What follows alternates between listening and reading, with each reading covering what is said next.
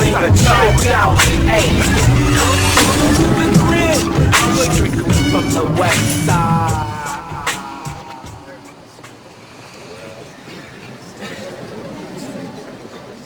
Good afternoon. Please take your seats. I would like to welcome you all here. Every year at this time, we honor the ideas of freedom, neutrality, and humanity. I call your attention to a man sitting on death row right now in California. His journey from youth gang member to international street peacemaker is a remarkable one. His honest self-assessment while incarcerated led him to encourage youth not to follow in his footsteps. Should our world produce a broken soul, is it not our duty to let every man on this planet count? Remember his name. Stanley Tookie Williams. I used to be the king of the Crips. Look at my kingdom now. This is not a gladiator school. You will not prove anything in here. This place does not make you a man. Look at it.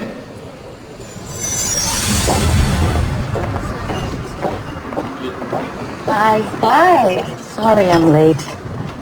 Figured you had to shoot your way out of South Central. Just kidding. So, I read your proposal. A book about the formation of the Crips gang? Barbara, this is not you. Dorothy, I don't want to do another historical document. We're in the midst of a tragedy. 10,000 young black men died from gang violence in the last 2 decades, not including those injured or incarcerated. Yes, but how do we sell that? I don't know. You're an agent. That's your job. But something has to be done. Now, maybe my book could open some eyes. Barbara, this is not you. Dorothy, look, I'm a mother with a son possibly at risk. I don't know, but I have to write about this. This guy, Tookie, what do you know about him? Well, he's the animal who started all this. Can you get an interview with him? Tried. He's on death row at San Quentin. The murdered weapon was an Ithaca 12-gauge pump-action model. Stock and barrel were illegally short. Found behind the motel. Gunshot to the head. Blast burns indicating a discharge. Second gunshot entered in the back. Pierced the lung cavity. Burn marks on the left wrist indicate a series of pellets were embedded in the linoleum directly below the victim, indicating that the second shot was delivered from above. And how much was missing from the cash register? $120. One man dead in the 7-Eleven. 3 others dead over $120. Prosecution rests. I have to lock up now.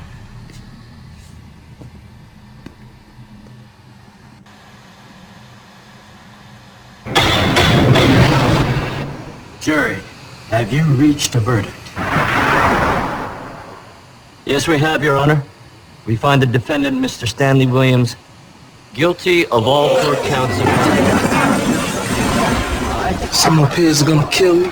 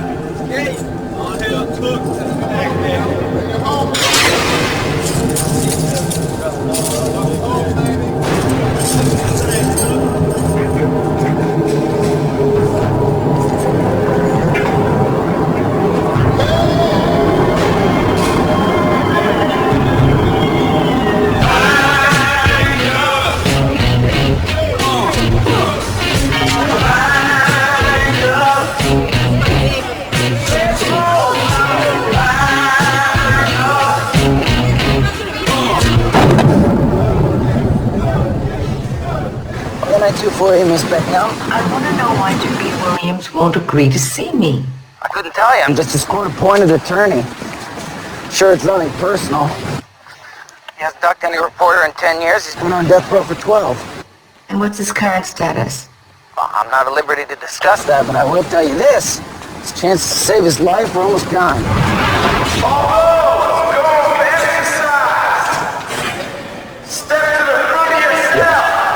His assassins set moving in on D Block. They're taking the East next. Dropping jewelry, money. Nigga, you know what AGF means. Huh? Amalgamated guild formation. That's what we are in here. I'm going to destroy. We gotta be this one. Not that essays, that animals, they can be running shit in here. Understood? Don't nobody do shit in here unless I say it. Tell him to stop meet me in the yard.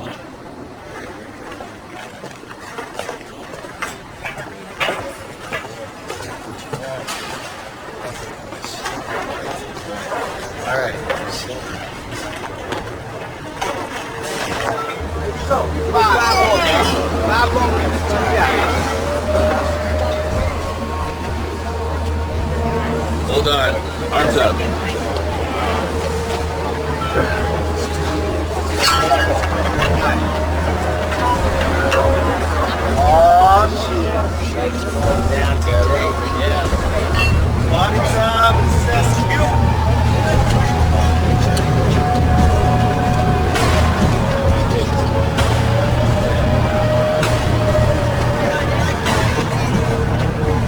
I'm running D-Block now. Got a problem with that?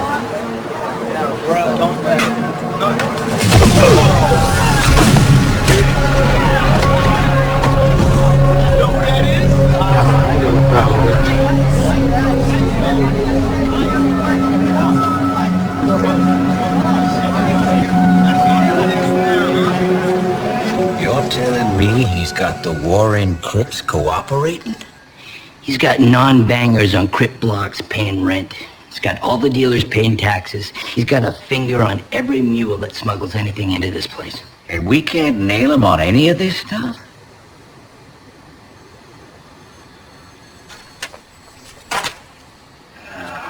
So? Why are you playing this music so loud? No, I don't like you playing this misogynistic crap in this house. Charles! What?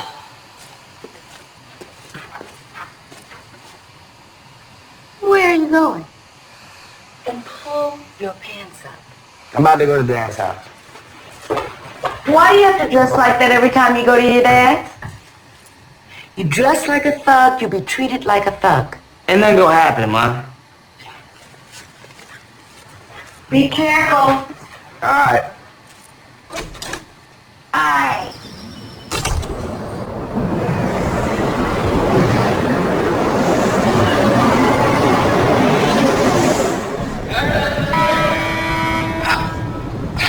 All those going for exercise, stand to the front of your cell.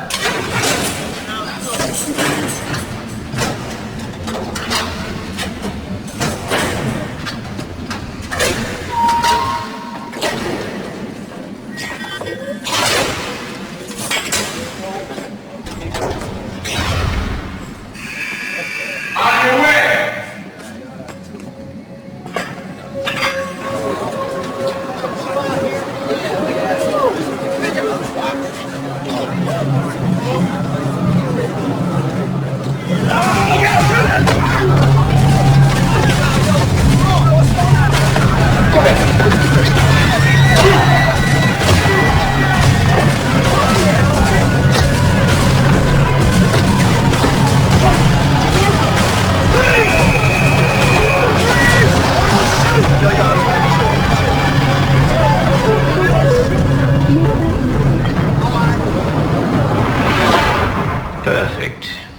them both in the hole.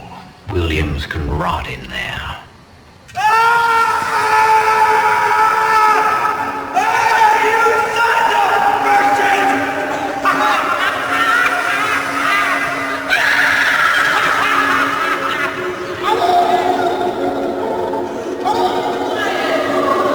That's enough, Albert! Lay it down! Albert, last warning! Big Bertha's on the way! Hey! Leave him alone. Well, he ain't hurt nobody. You know he's crazy. Use that thing with somebody, we use it on me. With due respect, man. Ain't your problem. Just make it mine, man. Like I said, you wanna use it on somebody, use it on me. Why are you trying to get involved here, man? Just stay clean. You wanna use it on me. Chill, talk. Come on. Come on. Back it in. Come on.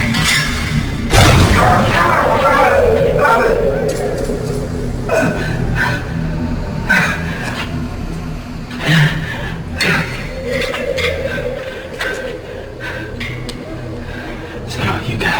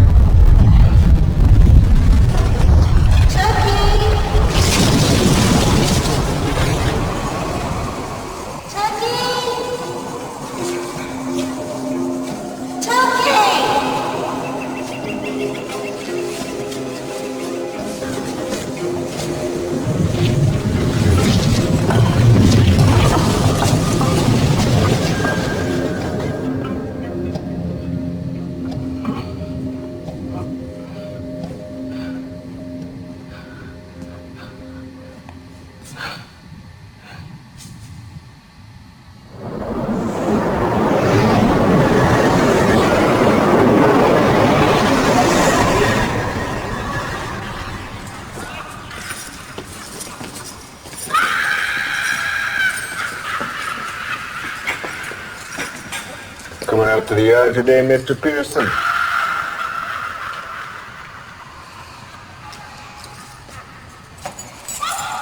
Who's that? Call me ancient. Hasn't been out of the cell since he got here. I have to ask him if he wants to come out just in case. Never does. Says he's got everything he needs right there.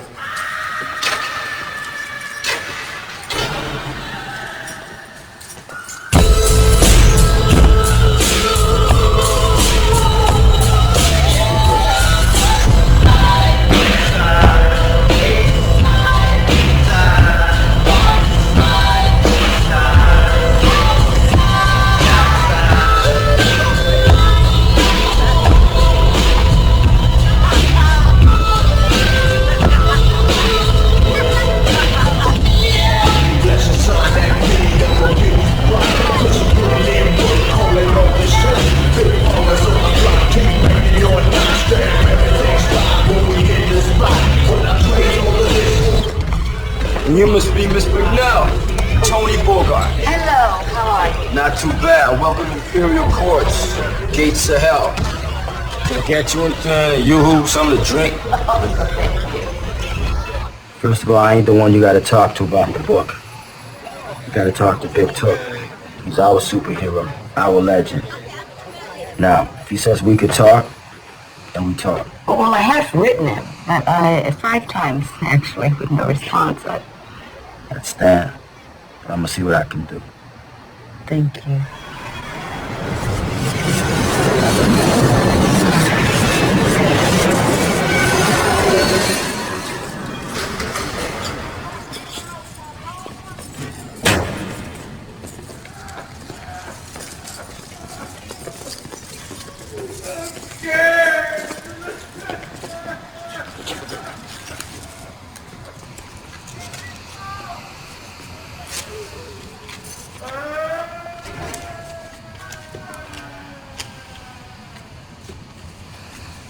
What's all that, man? Ilimu, utako kamboa. What? What you saying? I said those are windows, young man. Should try making some. Might set you free.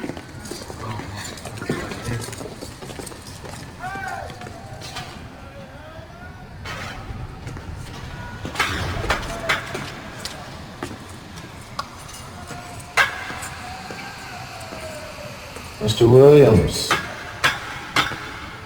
Mr. Pearson left these for you.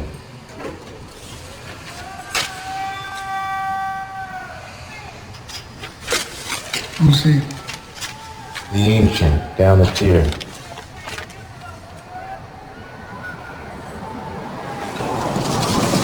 Those are windows, young man. Might set you free.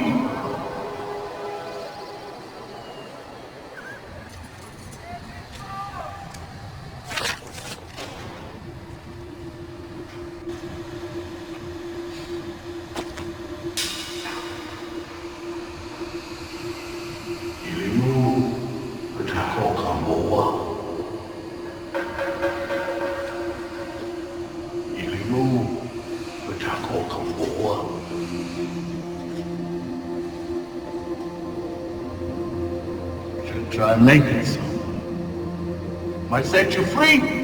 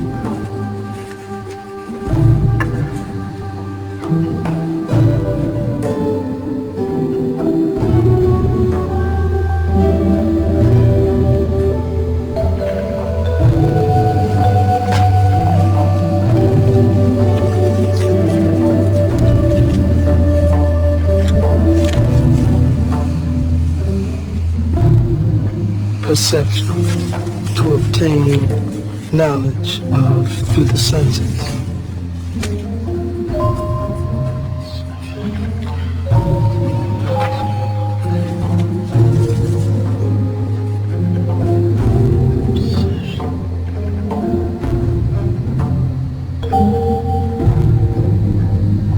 Detect, to find out or discover. Hearsay, opinion, contrary to retaliate, repay what God sends is better than what man no revenge is more honorable than the one not the only known cure for fear is faith. Amani.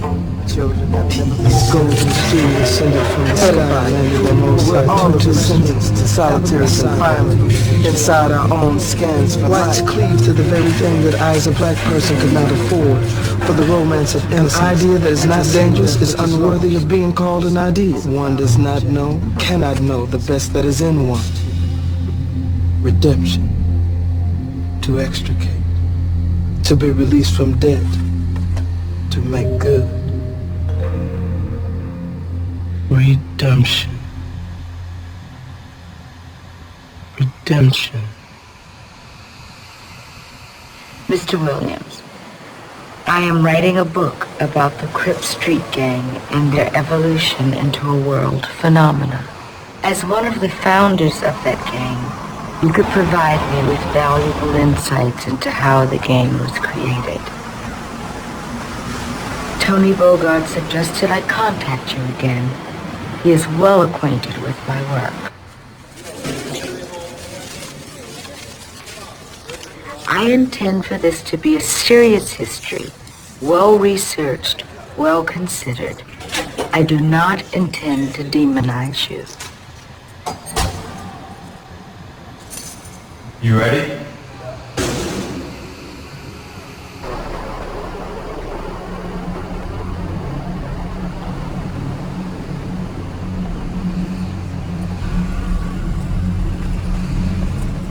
Yes, ma'am. Yeah, I'm here to see Stanley Williams. Right ahead. Thank you.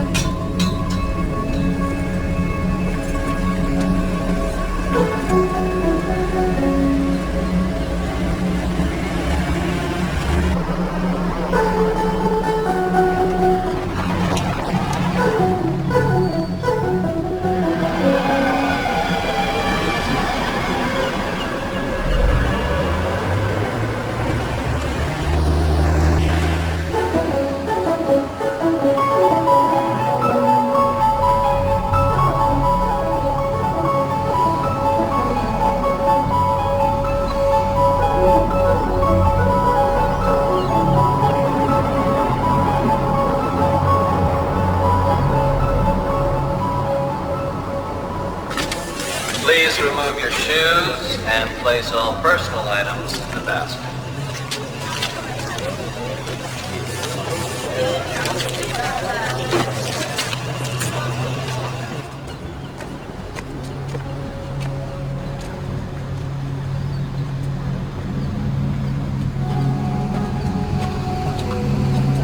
Is this your first time, honey? Yes. Now it gets better after a while. You get used to it. I did finally. Except for the times when that red light is on. That's the chamber. When you see the red light, they're about to execute a man. It's one thing I never did get used to.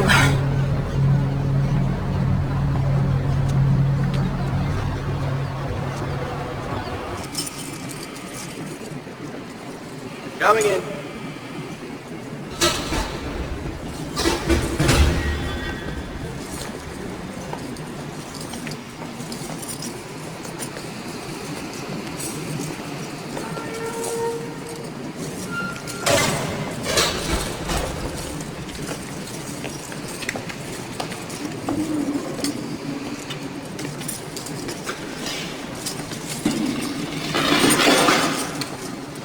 No further.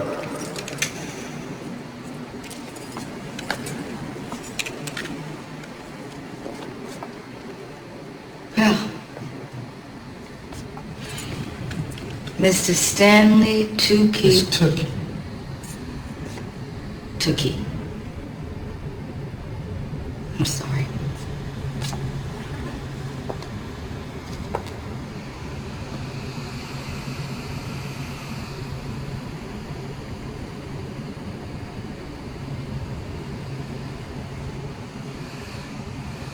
Is all this necessary? They think it is. All right. Anyway, don't you think you should ask somebody before you start doing that?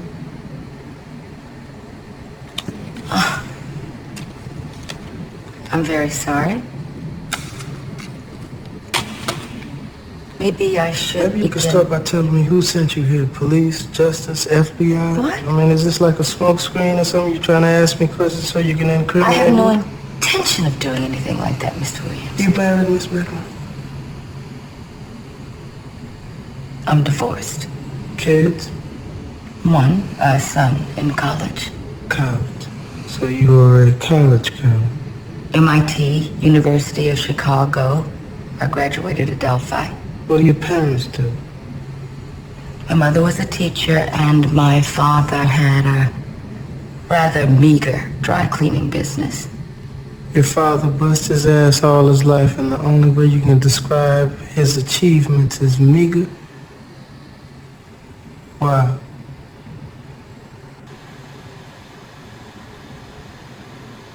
Is that all? Why you want to write this book? To find the truth? To hear it from you? But once you get the truth, what are you going to do with it? You see, I think that you just came down here so you can view the monster. Take notes on the monster that founded the Crips, and then retreat back to your carriage trade and write about your disdain for gangs and gang culture and gang proliferation. You're not going to intimidate me into denying my disdain for gangs. But my personal point of view will not affect my ability to objectively write a book about the Crips. Come on, Miss Beckman, that's what all journalists say. They come in here and they feed me that story all the time. Tookie, we're going to take care of you. Tookie, we're going to do this and that. And then when they leave, you know what they do? They bury me. Well, I don't know they. I know why I'm here. I'm here to unearth the truth, your truth. You can't do that. There's no way that you can do that because my truth is completely different from your truth, so I don't believe that we can see eye to eye. You know what, Mr. Williams? The information is out there. It's called public domain. So either you can tell your story in your voice, or I will tell my own story based upon my own point of view. It's as simple as that. So I suggest you look into my eyes, and then you look into your gut, and you see if you can trust me.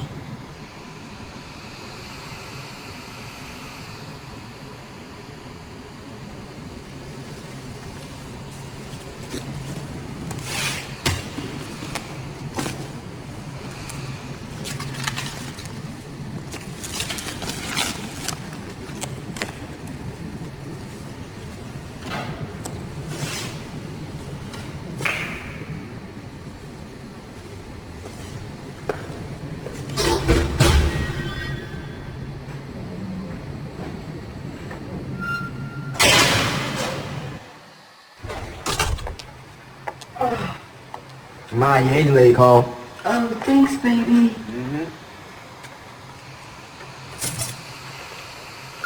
You have one new message. Hello. This call originates from a California correctional facility. You have a collect call from Stanley Williams. This is calling it.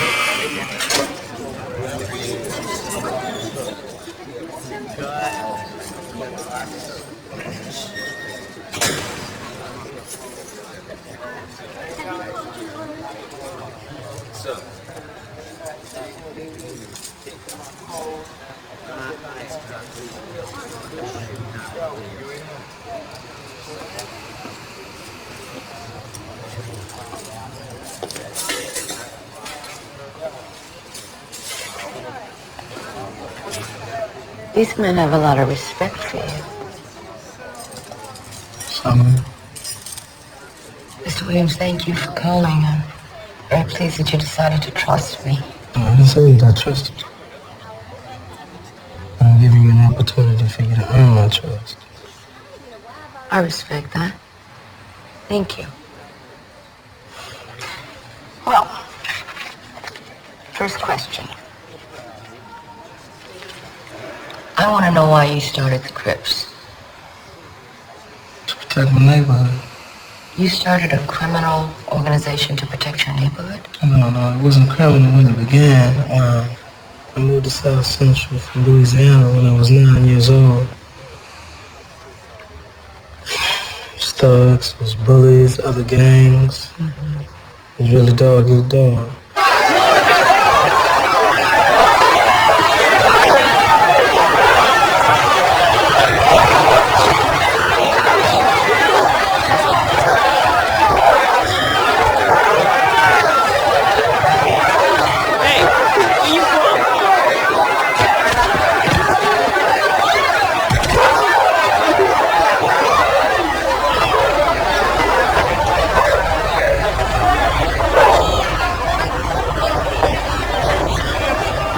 Cops and canine division and all that, they really wasn't doing anything in our community to make things better.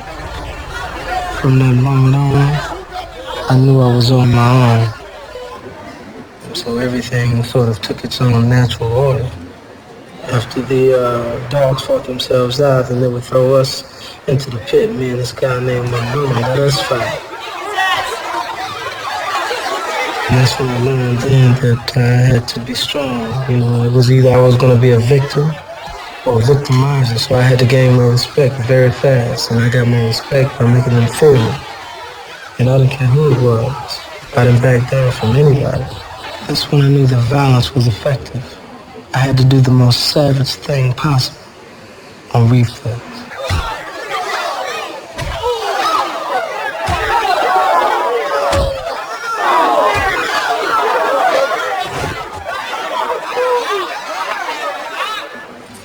I never backed down ever. That's how I built my rep. A recipe for dying young. I guess that was somebody on the outside like yourself looking in, but to us, in actuality, it was more survival, you know. Any dog can run and hide in a gutter, but we wanted more than that. We? Who's we? Well, you know, our loved ones, our people, our warriors that we gathered together. Loved ones now, okay. This is when you met Raymond Washington. Yeah, yeah, that's what I met. And, did you fight with him? Was there a turf war or? There's nothing like that. Myself and Raymond felt that we would get together, you know, and gather up young warriors, you know, for our cause.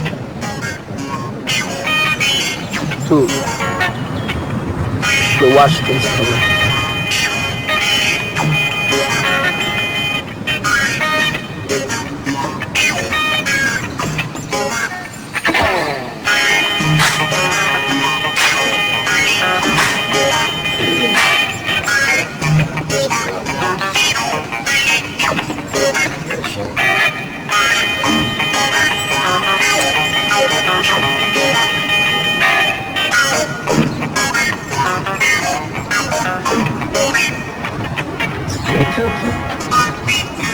So what? Here you got 20, 30 young bloods getting some notice. Give them miles a run.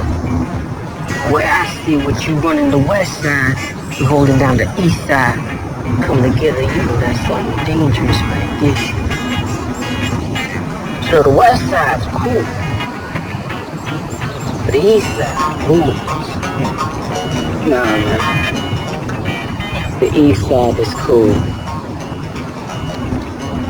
The west side is... Yeah,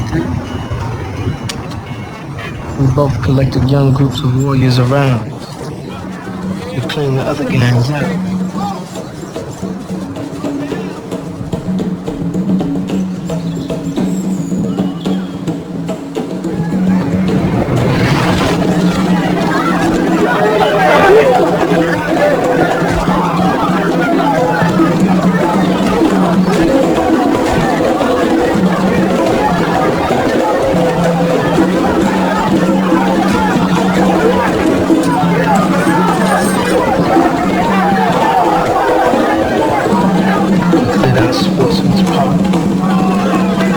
Streets around it. North, south, east, west. The thing is that the Crips really became so powerful so fast that nobody really wanted to mess with us because they knew that we were going to mash other gangs, Avalon Garden Boys or Main Street Boys. They actually joined us rather than fight. You know, when I listen to you, I mean, it sounds like good, clean fun. I mean, you could really view it that way at times. It was fun, you know, because it was really about brute strength, about a man versus another man who was the strongest, and we were mastering anybody. And then things changed once they started shooting. That would be the Bloods? Yeah, the Bloods. They shot first. Yeah. You shot back. Of course. I mean, just because we said we wanted to, we didn't mean it's enemies. There was a war.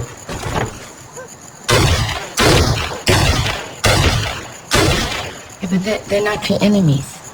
I mean, they were other young black men just like you. This is my question, Mr. Williams. How can you possibly justify shooting a man who looks just like you? I think the core of it is an embedded sense of self-hate. What I mean by that is that Anytime you spoon-feed an individual derogatory images of himself and his race, after a period of time, they start to believe those images. The images that I'm talking about are stereotypes, depicting that the majority of blacks are buffoons or functioning illiterates, promiscuous, violent, welfare recipients, indolent criminals. Unfortunately, too many black people buy into that and believe that those stereotypes are true. So you lash out on those individuals that fit those stereotypes. You're basically trying to obliterate those negative images to rid yourself of that self-hate monster that self-consciously stalks you. That's a brilliant hypothesis. Really. But with all due respect, Mr. Williams, there's not an African-American person in this country who hasn't been force-fed negative stereotypical images. Well, what do you say? What I'm saying is that you still are responsible for choosing your own battlefield, for processing this information. I mean, where was your family? That's what I'm saying. Wasn't there somebody who could help you dispel these images, help you process this programming? I couldn't tell my mother what I was doing on the streets. But what about your father? What about her? That's it. When I was too out of control for my mother, she took me up to Oakland to live with my father.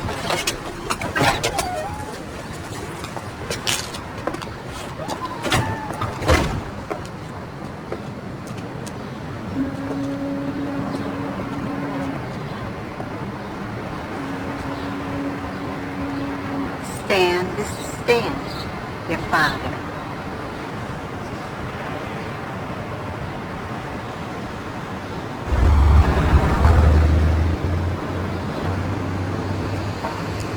Come with me.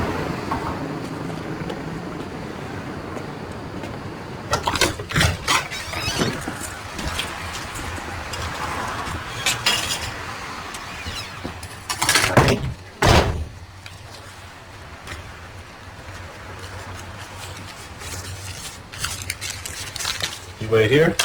I'll be right back.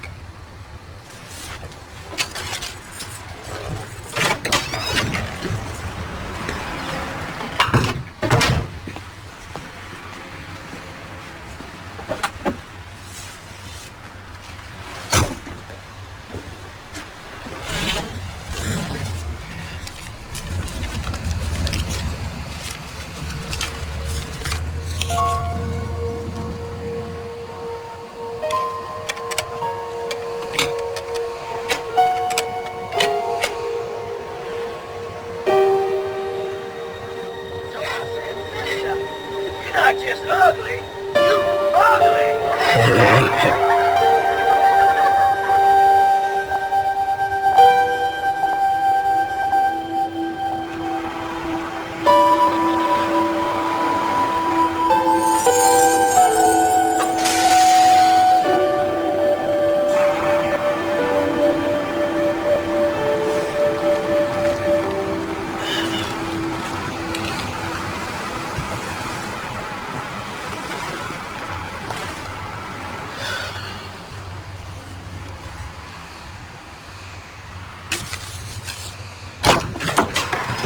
So the streets became my father. The Crips became my family. But have you ever stopped to think how many young black men you and your family sent to their I graves? understand what you're saying. You know, I thought we were doing an interview. You're sitting here chastising me about things. I told you, listen, if somebody hadn't started the gangs, what we were doing, somebody would have came along and done it anyway. No. Don't you think that if it hadn't been the Crips, it would be something? I told you from the get-go, it's about survival. Survival is why we were here. That's just the way it's been throughout history. Bullshit. Yeah, but you coming here with so many criticisms. I mean, what have you done? Are you doing anything for the community? Or you just reverting back to your little bougie world, trying to walk white, talk Why do you white? try to invalidate my blackness? Because of the choices you made? You don't know me. You don't know shit about me. You don't know what I've been through to get where I am. You don't know how hard I worked to pull myself up, to make something of myself. You don't have any idea. And what did you become? Look at you, the way you walk, the way you talk. Straight in your head. You're lost.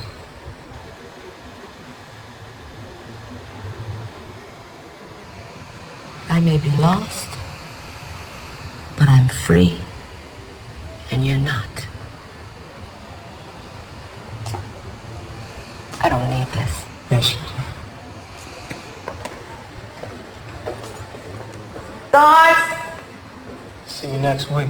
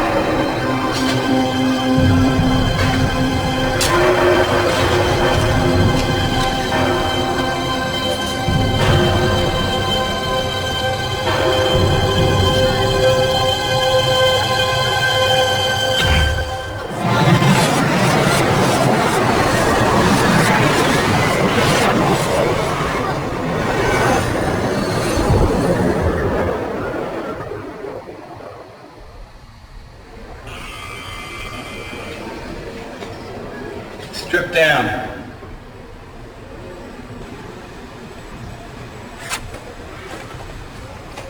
Bend over.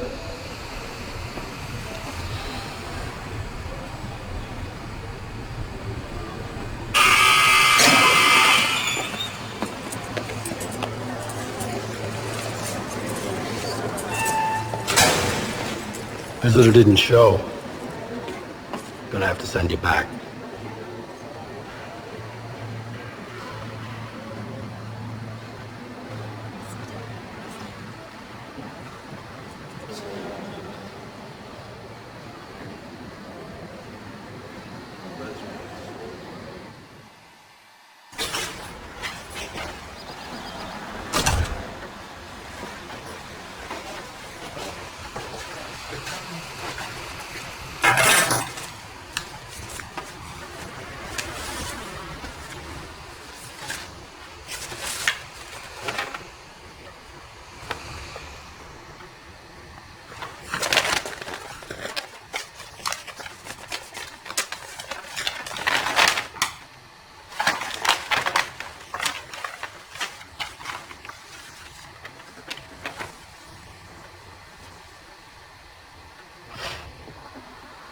I had a bad rep. I believed the people because they were afraid of me, they respected me. That was a mistake. Respect cannot be earned by using violence to scare people. Many gangbangers are scared all the time, but they won't tell anyone because they don't want their homeboys to think that they're not down. Gangbangers live by bad rules. Their rules make it okay to be dishonest. Their rules make it okay to use violence against others. Their rules make it okay to put their own lives in danger. But you don't have to live by their rules. You can choose to live by new rules.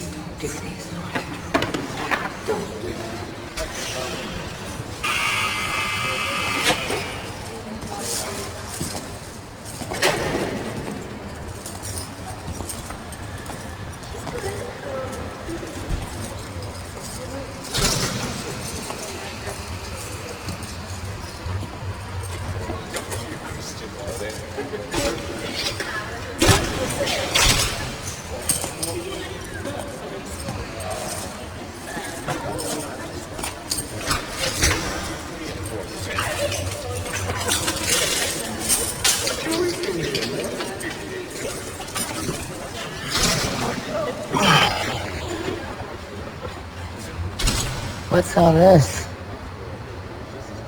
New warden. New system. Why, I saw that everybody had food, so I guess it was rather presumptuous of me. It's a peace offering. I hope you're not offended by it. So what are you doing? You trying to get charges trumped up against me? What? Assault charges? Because I'm about to assault this food. The food that they give us back there is an abomination. I know it's out of the vending machine, but it's gourmet to us. Thank you for your kind gesture. You're welcome. Mm-hmm. Is it okay? It's more than okay. I should have brought some Tabasco sauce. You should have. I read your writing. And? I was very impressed. Thank you. I appreciate it. And that makes it even easier for me to ask you this. I need your help. What do you want me to do? I want to stop it. I want to stop this madness that I created. I want to write a book, children's book. That is great. I look forward to reading it. So if I gather information, I can get it to you, to your offices or whatever. As I come up with other ideas, Mr. Williams, you can help excuse me, no. Call me really. Stan. Call me Stan. Stan, I don't write children's books. I'm a journalist, and as you know, I'm about to embark on my own book project. I don't have the time. I'm sorry. Let me tell you something about time. Yesterday I was informed that they rejected another one of my appeals. For every appeal that they reject, it draws me closer to death. Who's running out of time? Listen, I don't want to leave my legacy here as simply being the co-founder of the Crips. If I can keep a kid from coming to this place. Miss Beckley, you're the only one. Barbara. You're the only one out there that can help me. Are you playing me? Huh? If you and your gangster mentality are trying to use me to gain your freedom, I want you to know I will not be manipulated. But if you are sincere about trying to save these kids and right your wrongs and reach out to these young people, I'll do everything I can to help you.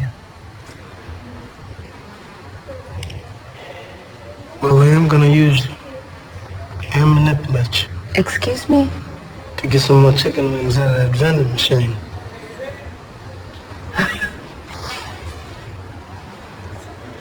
They told me you didn't have a sense of humor.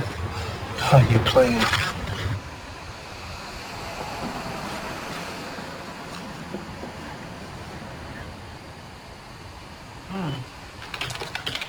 I was going through your writings, and something struck me. You wrote that there was a period of time during your gangster days that you felt your death was near. Yeah. It was eerie. I just looked up one day and all of my loved ones, which is what we called each other, had passed away. Raymond dead, Monroe dead, Buddha gone, man. So then in the flash, I saw that I was next.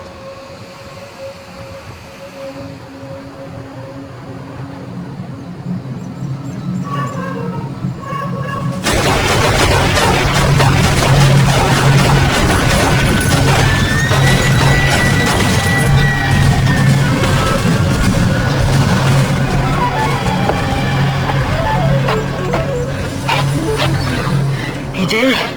Yeah, he's dead. Let's roll.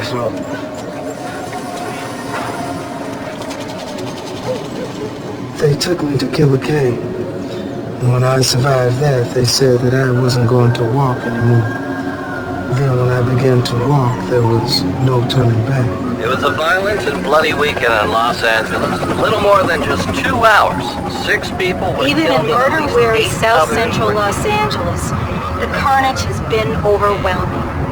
More than 20 people killed by gang violence. Why some of his young brothers and sisters had to take his life? Trying to put together a citywide truce. Crips and Bloods, man. Shit's out of control. We gotta get these OGs to sit down and talk. Okay, and my role in this would be what? Let's talk to Tookie. Tookie. Hey, wait. Maybe he can kick something. Talk to the set leaders. Maybe you can approach him on that. I don't really feel like I'm in a position to do that, Tony. Just ask him. Come on, Tony. I can't just step Just into ask this. him. I'm a journalist. I'm not a negotiator. Barbara. You owe me one. Stan, once you, the founder of the Crips, commit yourself to this piece, loud and clear and in broad daylight, there's no turning back.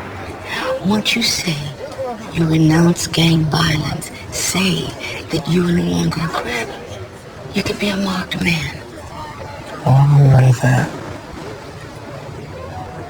Are you ready to take that chance?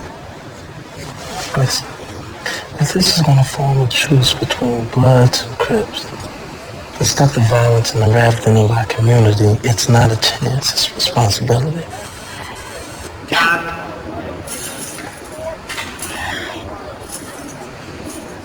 Think about this.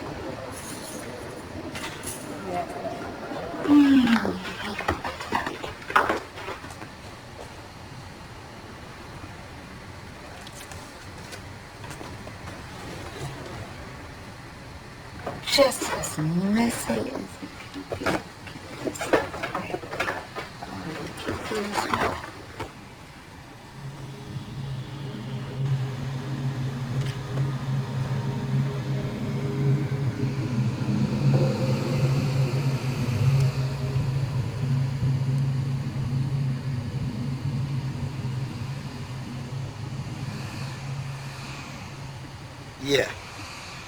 Yeah.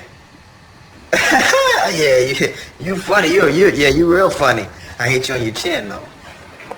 Don't worry about it. I need to talk to you, Charles. I'm on the phone right now, okay? So, yeah, you know, Mom's tripping. Get off the phone. Give me a second, man. Anyways, man.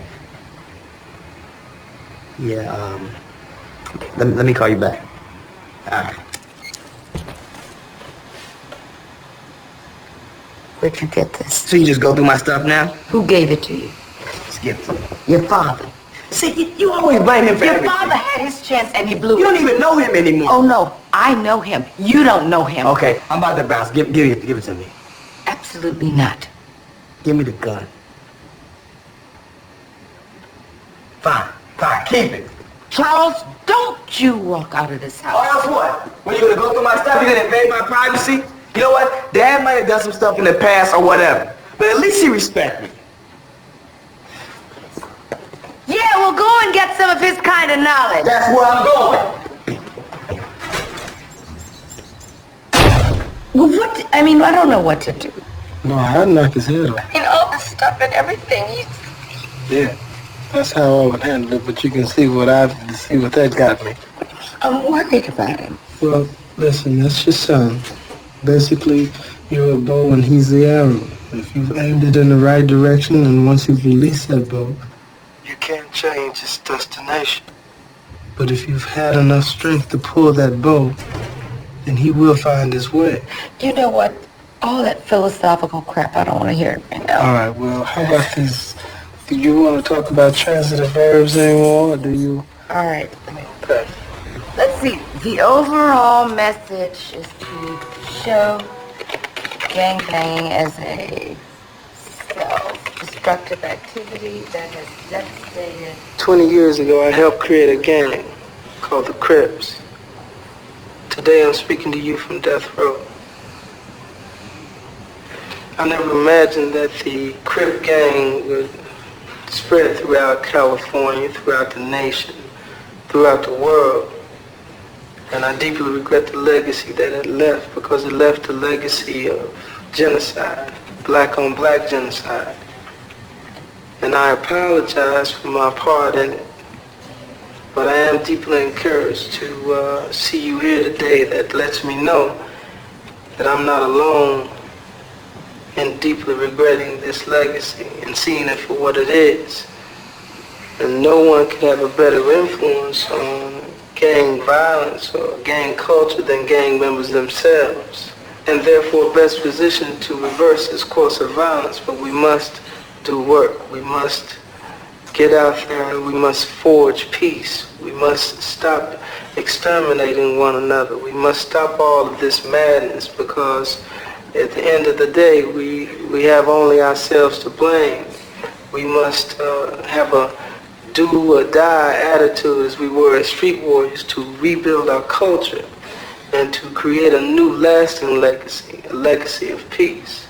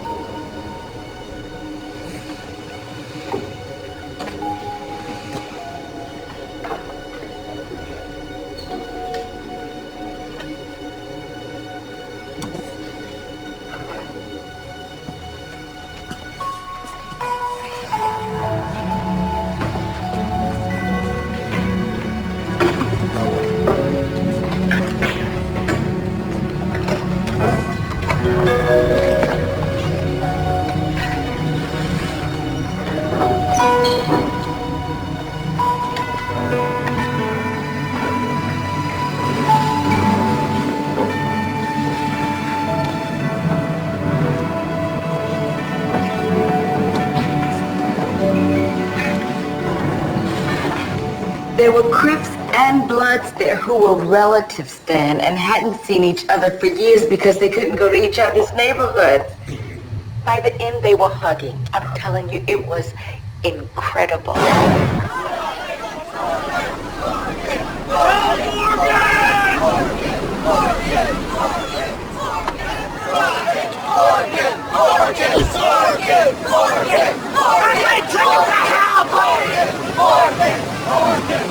I have a statement from Robert Lee Morgan that I would like to read.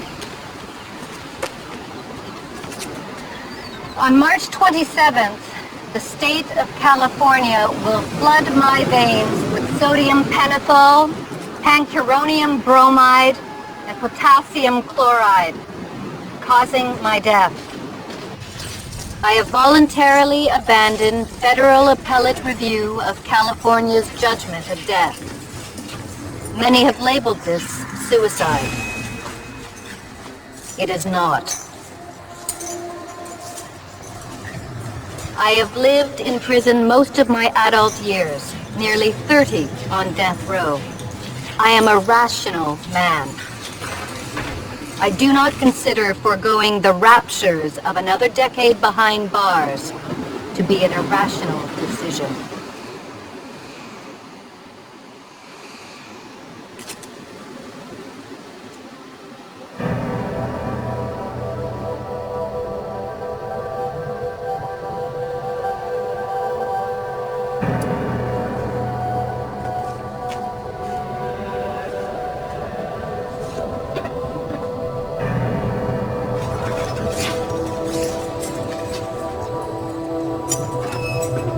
Ice cream.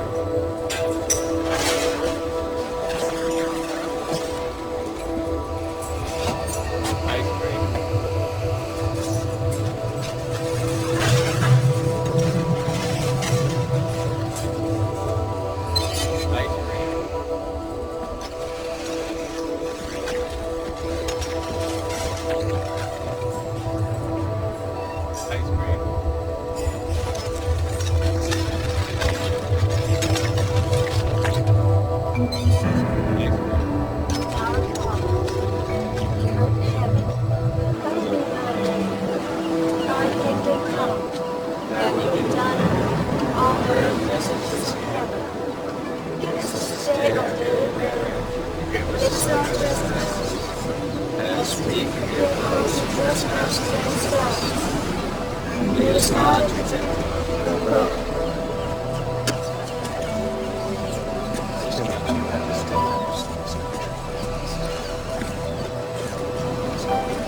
Well, Steve, make sure.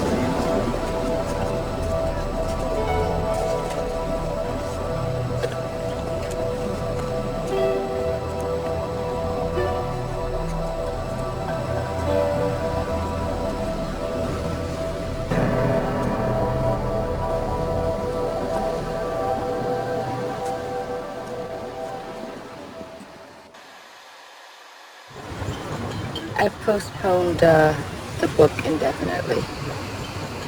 What? What are you doing? I busted my ass on the Crips book. They're even willing to give you an advance. Now you're just gonna throw that away? I'm gonna help Stan with his book. Barbara, no company is gonna publish a children's book written by a death row felon. Forget it. What I'm doing. You know what I think? I think you're becoming too involved with this man. I need an agent, not a therapist, so if you're interested in being that agent, fine. If not, I can stop with the ultimatums. Really. So are you in or out? Fine, I'm in. But I think he's messing with your mind. Titles in the series will include Gangs and Your Neighborhood, Gangs and the Abuse of Power, Gangs and Low Self. This isn't for us. I think we should go. Some of the titles in the series, as we see it, would be Gangs and the Abuse of Power, Gangs and Self-Esteem, Gangs and Your Neighborhood. That's all right, Miss Beckmore. This is not for us. Why? I don't want to give a platform to a man convicted of murdering 4 people. What qualifies him to now be a voice that should be heard by my children? I'm not, quote, non-intelligent. Excuse me? It's something that Stan often quotes in Latin. It means they condemn what they do not understand. Don't go yet, please. Would you explain more of this to me? Well, it would be my pleasure. I should start by explaining to you why we think we should make these young reader books. I think it's very important for all feasibility studies.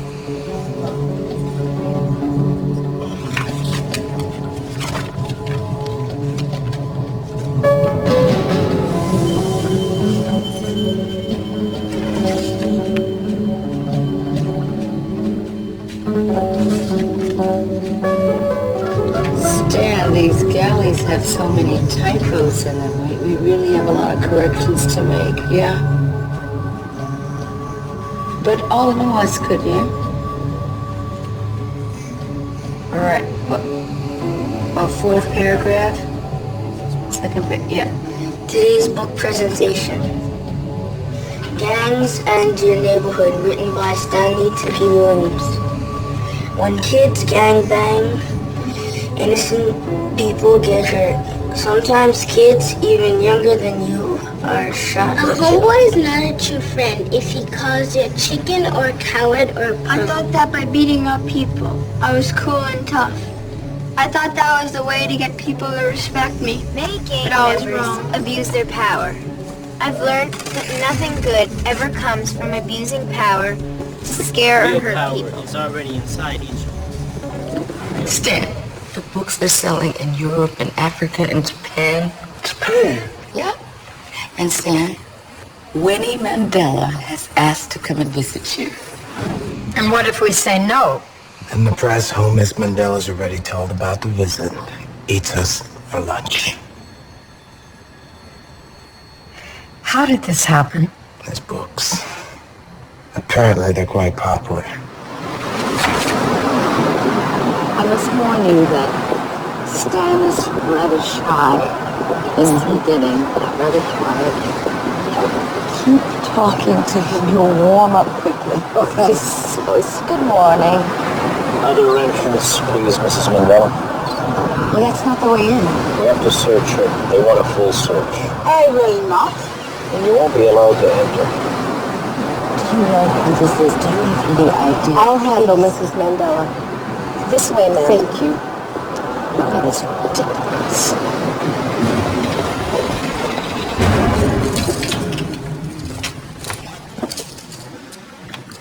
This is a moment of grandeur for me. I'm elevated. I wish I were a poet. I'm just deeply honored to meet you. No, sir, it is my honor to meet you. The books you have written have moved so many of us. Your words are on the lips of many children in my country. The condition of the youth in the townships of South Africa is the same as that in the ghettos of your country. Yes, but I'm being met with opposition. There's some people saying that the subject of gangs is taboo in schools and that maybe I'm not the man to bring the message. They are blinded by fear. But you must continue.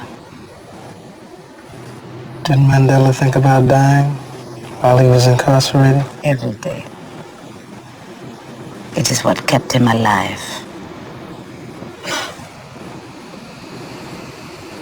Do not be afraid. Will you sign it for me? Oh, yes, Mandela, I would do anything for you. Yes, I will. Ma'am?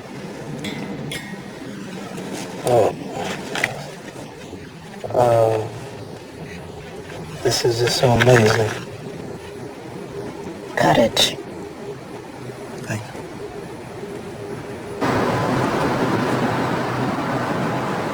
Miss Bicknell. Hi. First the books, now Mandela. Oh, it was so No, we don't need this kind of exciting today. You should publicity. have It seen can it. backfire. I'm expecting to hear from the Ninth Circuit. I'm trying to keep this man alive. That's my job. You understand? Of course I do, but Mr. Gates, I'm telling you, these books really make a difference. I don't care. They could hurt his case. Now, let me ask you. Do you want the books or do you want the man? What do you mean? His life or his work? I suggest you stop working with him, just for the time being. So your relationship with him is obviously clouding his judgment.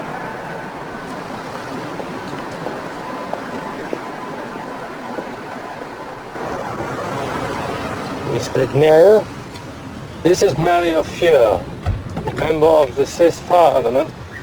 I had an opportunity to read the books of Stanley Williams. It's the most impressive. He's quite a writer. Yes. This day serves to remind my countrymen of our commitment to freedom, neutrality, and most of all, humanity. There is right now in California's San Quentin prison a condemned man.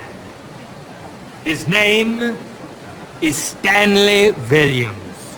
Mr. Williams has launched a comprehensive international program to steer youth away from gangs and drugs and violence and imprisonment. This is an outrage! Should our world produce a broken soul, is it not our duty to let every man on this planet count? Stanley Williams has forged gang truces in his own country and has stopped gang warfare on the streets of Switzerland. Mr. Williams' international campaign to save children and to support a civil society represents an unusual opportunity for a person with street-war bona fides to model reform and rehabilitation for troubled youth worldwide. So today, I use the power vested in me as a representative of my country to nominate Stanley Williams, death row inmate, for the Nobel Prize for Peace.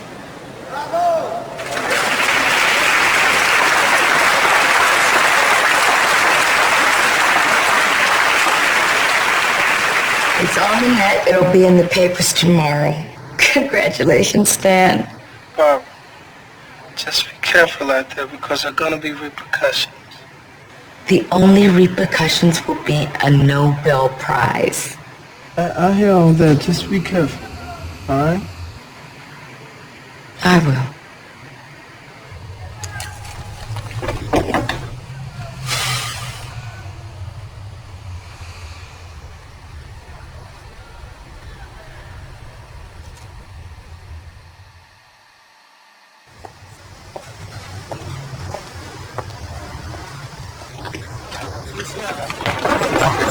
What is your relationship with Mr. Williams? There's got to be a business. Association claims that this nomination is a desecration of the You know I don't have anything in here. You trying to plant something? Yes, I spoke to Mr. Williams this morning, and he is pleased and honored to have this nomination. Yeah, could you hold, please? That Mr. Williams Thank is you. still involved in gang activities. I'm a corrections officer, that's all I know. Is Williams still running the drug force? Yes. Based on what evidence? Based on testimony of fellow inmates. You mean guys? Anonymous testimony? Yes. Who the hell are these guys? Cons come in favor, old enemies. Stan, I have given up a lot to help you with your work. If I thought for 1 minute you were going back into that Listen, world... I'm not a hypocrite. I'm a man of my word. Everything that I do, I have committed to the extreme. When I said I was out there and I was going to be a Crip, and I started cripping, I said I was going to be the baddest gangster that ever lived. And I became that. Through discipline and hard work, I became the king of the Crips, and I wasn't afraid to tell the world about that. But I've embarked upon a different journey, a journey of service, a journey of redemption. And I've been practicing it. I don't use drugs, I don't use profanity, no alcohol.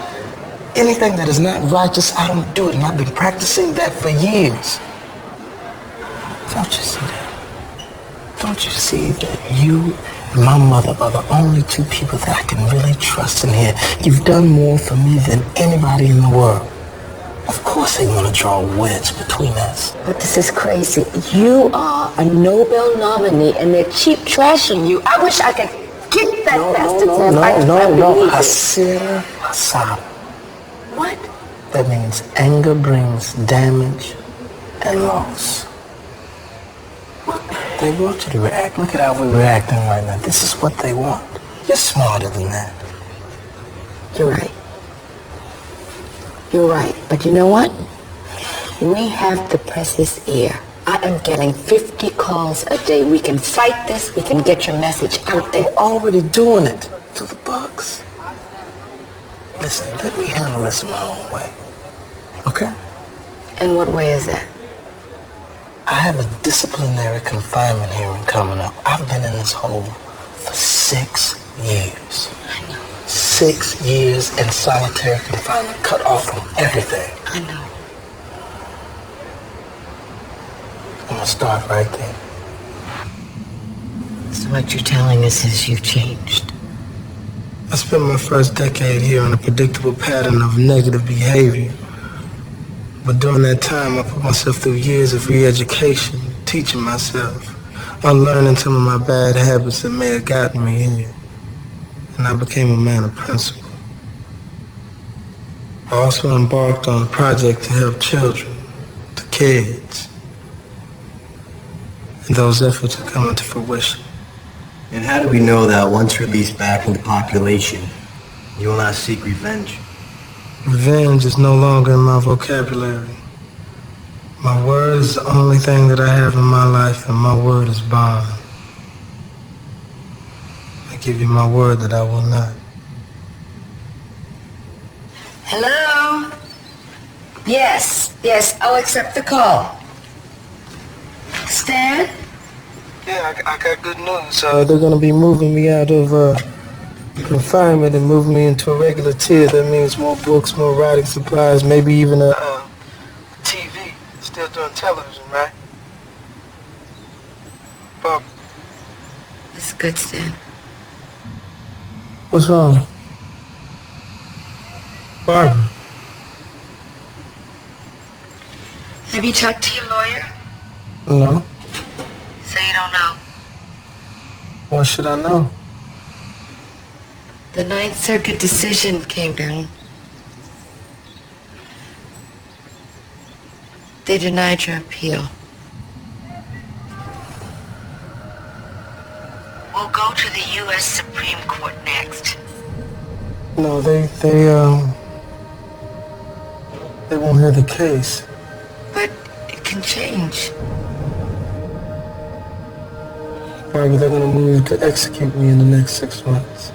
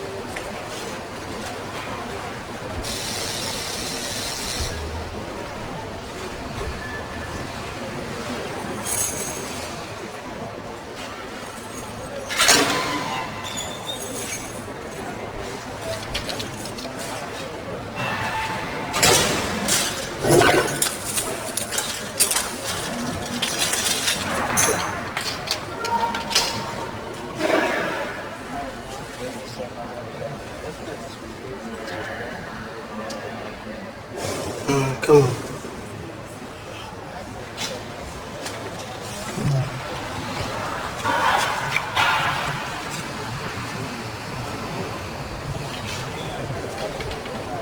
I've been cutting out all articles on the nomination from the papers. Got a whole file full. Gonna send it to you. Been getting some phone calls too.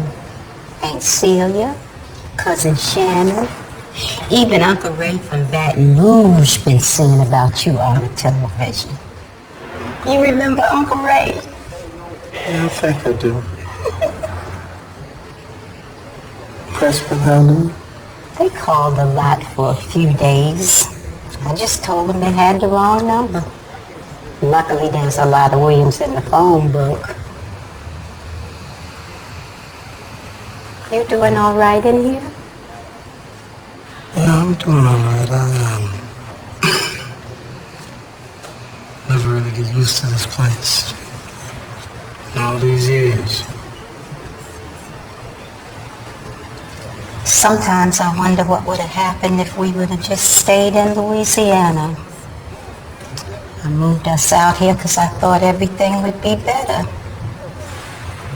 I remember you didn't want to come out here. Went hid the day we left.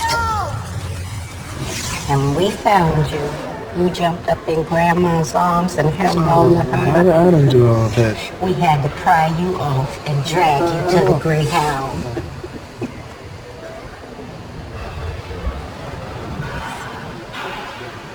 Sure didn't have it easy.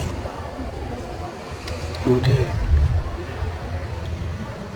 Wish I could have kept you from this. Come on, listen. You can't change the past. Okay? Regret will only get us so far. Sometimes I sit in here and I think, If this is a path that I have to walk in order to do what I have to do, then so be it.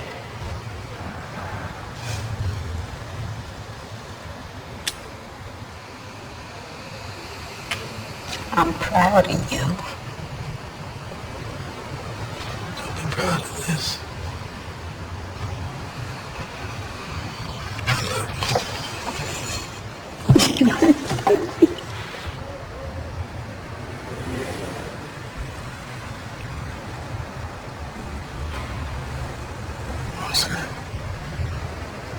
What? I picked it outside when the door wasn't looking. In a flower between your legs.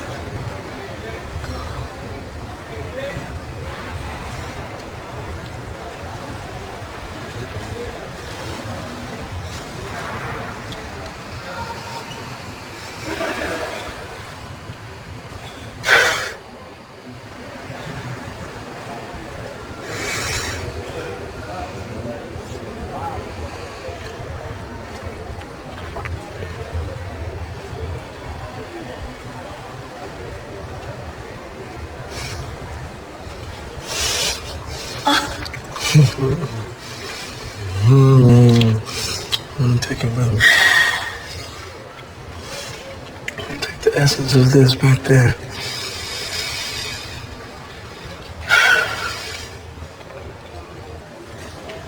Whatever time I have left, I want to be present every moment. Stand. Respiro, espero. While I breathe out. Yes. Okay.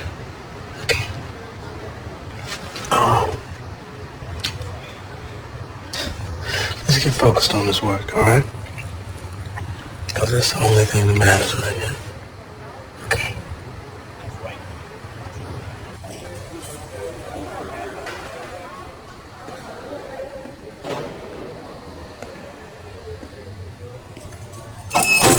Mr. Williams, ready to move?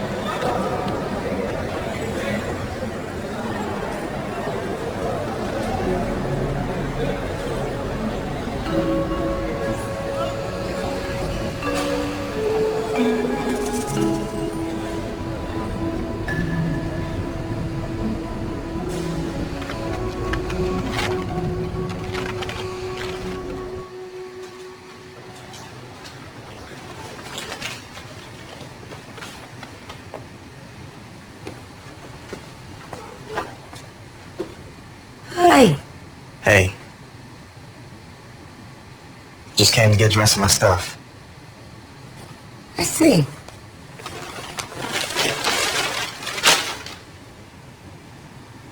You got some more? I'm fine, thank you.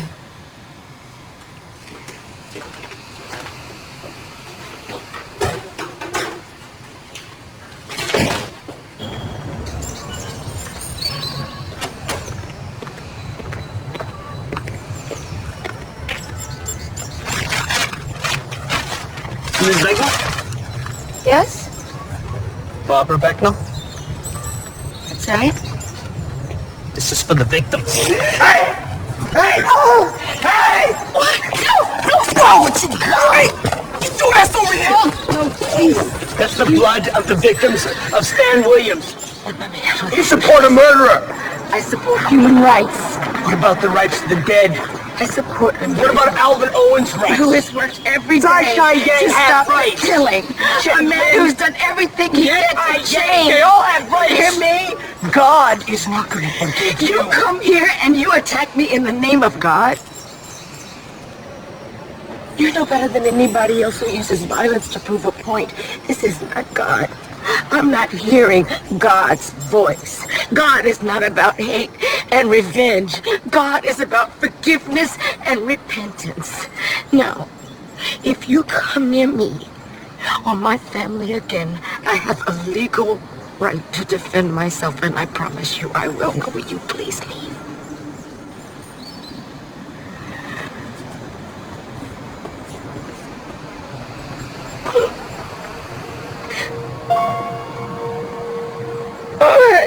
It's okay.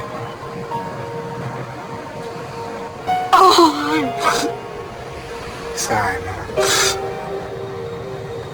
we're right. Mm-hmm. I know we're right.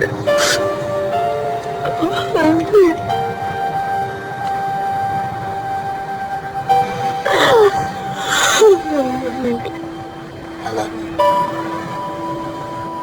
No, but I've told you several times, Barbara, that you're gonna have to be careful. I mean, the guy just came out of nowhere. The next thing I knew, I had blood all over me. Yeah, Lex de Leones. That means eye for an eye. I lived like that for a long time in my life. All right, listen, love, I want you to go do some research for me on peace treaties. Okay. Send me everyone that you can find. I'm gonna write a document laying out a plan so we can stop this madness. And also, I need to talk to Tony.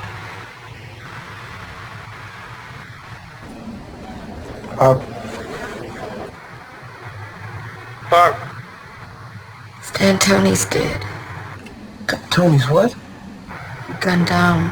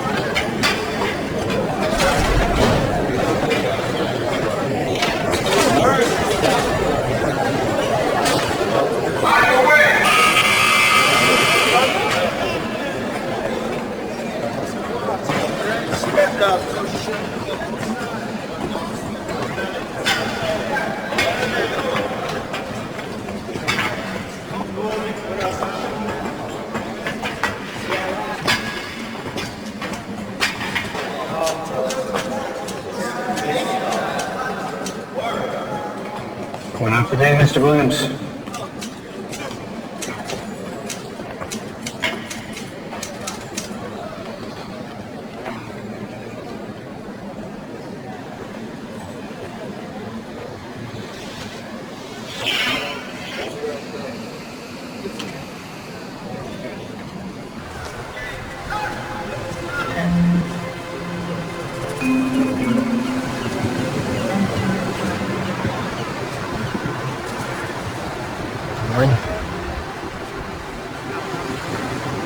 So we got Tookie and D-Spot coming out at the same time.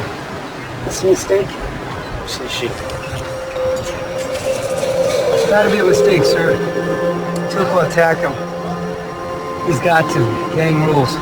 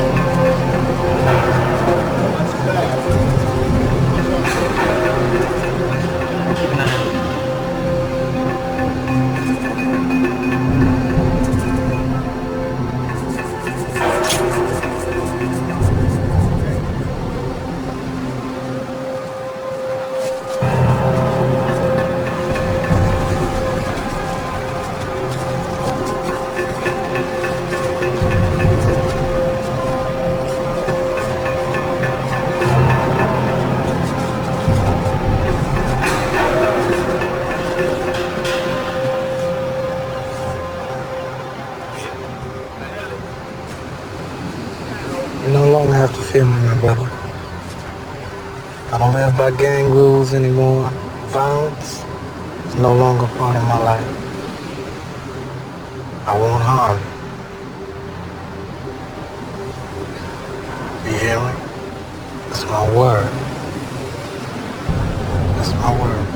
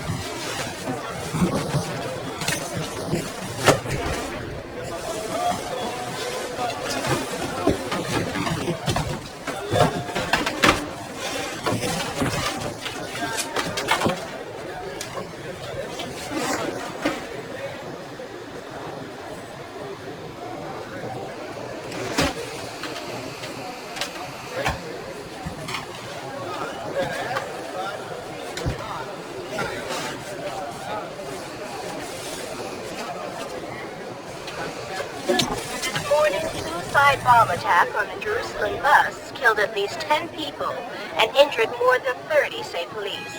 The bomber, a 23-year-old Palestinian man from Bethlehem, boarded the bus shortly.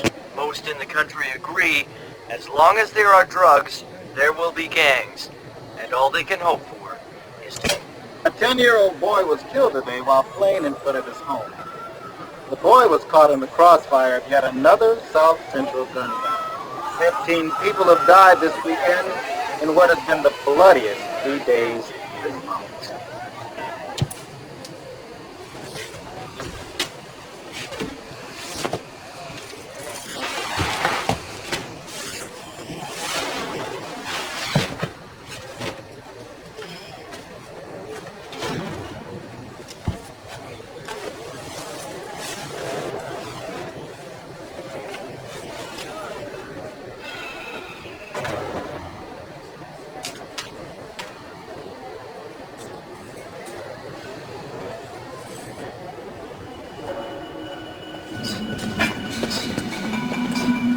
Come with me, please, Mr. Williams. What? Just told me to bring you down to processing.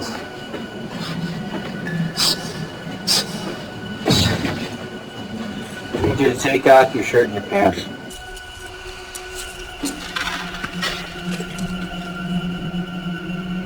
Mr. Williams, do you understand the procedures to be carried out?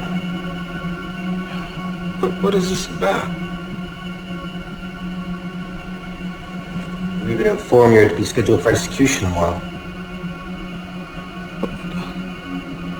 I mean, how did this happen? I don't understand. Your attorney missed the deadline to file for an extension. So you gonna kill me over technicality? I mean, I'm just doing my job, Mr. Williams. Can't you refuse?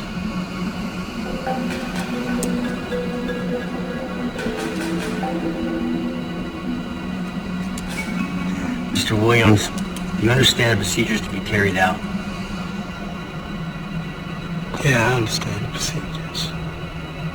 I know about the last meal, the priest viaticum, the brand new clothing to die in, the warden's inquiry on the prisoner's last words, the long walk to the chamber, getting strapped into the chair. Yeah, I know about your procedure. Mr. Williams, let's make this as painless as possible, okay? Painless? What part of this madness is painless to you? What is your religion, Mr. Williams?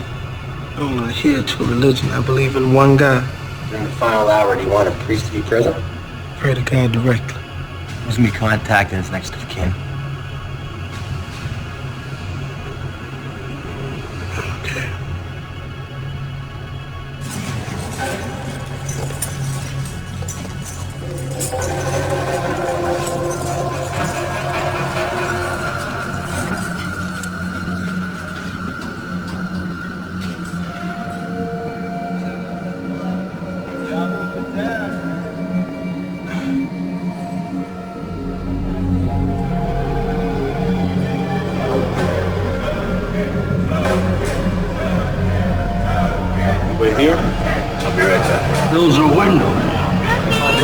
Mr. Stanley Williams, guilty of all 4 counts of murder. Yeah. He said, yeah. I had a dream that it was happening. They came to take me out like they had done before, only this time it was a mistake. But nobody knew that it was a mistake. Oh, that's frightening. Bob, listen. Every day that I wake up in here, I'm furious, and I pray, I exercise, meditate in order to bring peace. Because I don't want to get used to this. This is not something I'm going to get used to. My neighbors, they sit and they paint their walls orange or blue or green and say, I'll make the best of it, but I'm never going to make the best of it. I don't care if I'm here 100 years, I'm not going to get used to this. Because every morning I wake up, I know that I'm not supposed to be here. Why do we do good, Bob? Why do we do good? Do we do good just so we can get back good? Do we do good so we can keep score? God is a scorekeeper and hoping that he's writing the things down. We do good because it makes us feel alive. The first half of my life, I was dead. I was dead, but now the second half of my life, I get a chance to live and do something about it. And if I have to die in order to show the meaning, the true meaning of it, then so let it be. And I know that I'm touching people because I touched a man somewhere in a faraway country. And he nominated me for a Peace Prize. We didn't start out trying to get a Nobel. We were just trying to fight for those kids. And that's what we have to keep doing, fight for those children so they'll have a chance to grow up and be somebody, be a husband or a wife, have a chance to dream and make some of those dreams come true. I still got fight in me. How about you? Greetings, brothers and sisters. First, I want to congratulate you for being accepted into Miss Barbara's youth program. I understand that you are the best and the brightest, the future of our country. I'll tell you this, that I'm very elated to have this opportunity to be able to answer some of your questions. One at a time. This is not a gladiator school. You will not prove anything in here. This place does not make you a man. Look at me. I want you to understand this too and listen to me well. The moment you begin to make excuses for yourselves, that's the moment that you get on a pathway leading you straight to here. They want you here. They're ready for you here. But look at me. I'm not going to let that happen. I'm not going to let it happen. I don't want to see any of you on your way to this place to spend any time here because this is not a place for you. What we're going to do, we're going to form a plan amongst all of us. We'll make a vow and say that we will never end up in this situation like I am. Do you hear me? Yes. Yes. Good. Dear Heavenly Father, we're here knowing that you know all. You're the beginning and the end, Alpha and Omega. We sit in here in a situation where we're just asking for your guidance and for your presence and your knowledge to enlighten us. Please, Lord, allow us to take what we have started here, just a small seed, and let this blossom into a flower that everyone can be able to metaphorically come and smell that flower and will be inspired. And then one day we will no longer have to fight in this world, be at odds with one another, especially our brother. Dear Lord, I ask that you please allow me to keep my eyes focused on what needs to happen. Take Miss Barbara back now and let her be a vessel. You've taken me and caged me as a bird, but you've allowed me to sing and crush these walls and make these walls to fall down, and people will be able to see the dream that I have in my heart. And Lord, if I have to take this and I have to be a sacrifice for you in order for this message to get out there, then so be it. Amen. Brown University Professor William Keach today nominated San Quentin death row inmate Stan Tookie Williams for the Nobel Prize for Literature.